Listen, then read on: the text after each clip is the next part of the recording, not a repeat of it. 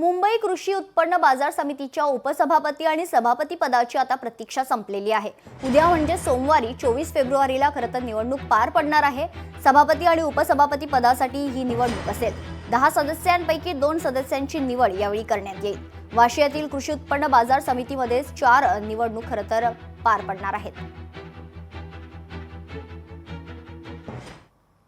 मुंबई कृषी उत्पन्न बाजार समितीच्या सभापती आणि उपसभापती पदाची निवड घेण्यासंदर्भात मान्य उच्च न्यायालय यांनी नुकतेच आदेश पारित केले आहेत।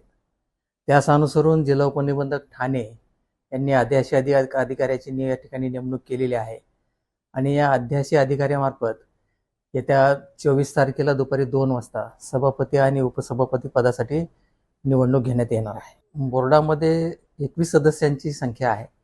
21 सदस्यांपैकी 10 सदस्य हे शेतकरी प्रतिनिधी आहेत आणि या 10 शेतकरी प्रतिनिधींमधून सभापती आणि उपसभापतीची निवडणूक करण्यात येणार आहे। लोकशाही मराठी ऐका, पहा, जागरूक रहा।